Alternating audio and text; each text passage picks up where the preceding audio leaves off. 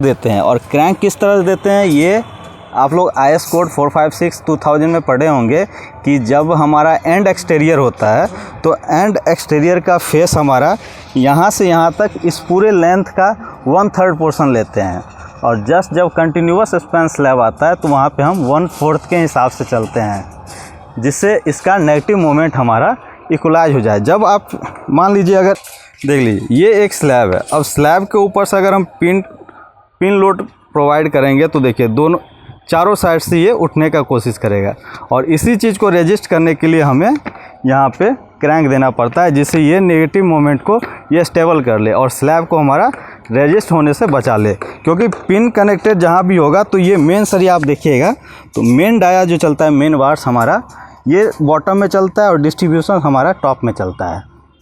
और चूँकि हमारा पता है कि नेगेटिव मोमेंट साइड में आता है और बीच में हमारा जो है यूनिफॉर्मली चलता है, जिसके कारण हमें यहाँ पे स्लैब में बीच में क्रैंक देने की ज़रूरत पड़ती नहीं है। और हमेशा टेंशन जोन में ही हमें क्रैंक ये चलानी पड़ती है कि स्लैब में RCC में हमेशा जानते हैं कि कंक्रीट कंप्रेशन में मजबूत होता है और टेंशन में वीक होता है, तो इस जगह पे हमेशा कंप्रेशन लगेगा, और कंप्रेशन टॉप में होता है और बॉटम में हमारा टेंसाइल फोर्स लगता है। तो टेंसाइल फोर्स को रेजिस्ट करने के लिए हमें यहाँ पे स्टील को बाइंड करना पड़ता है। तो इस एरिया में देखिएगा तो सिर्फ डाउन पोर्शन में हमारा स्टील लगा रहता है, जिससे टेंसाइल फोर्स रेजिस्ट हो सके।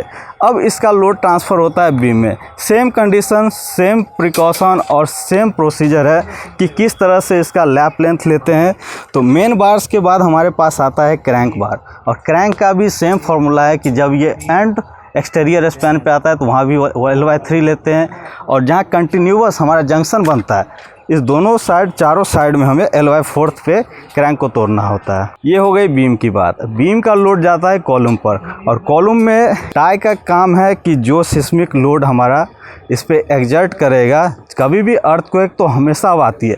आप किसी एपरेटस पे देख सकते हैं कि सिस्मिक लोड जब भी आता है तो हमेशा 24/7 अब हमेशा वो मैग्नीट्यूड मिलते रहता है।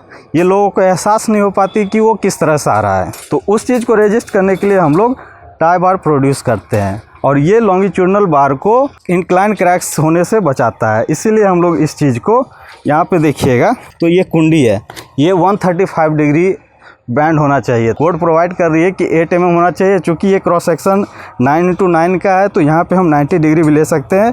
इसका डायमेंशन हम जो है कम करें, स्पेसिंग कम कर देंगे तो ये उतना रेजिस्ट कर लेगा। और ये दोनों अल्टरनेट तरीके से है, एक इधर है तो दूसरा देखिए इस तरह से, ताकि ये एक दूसरे को रेजिस्ट कर सकता है।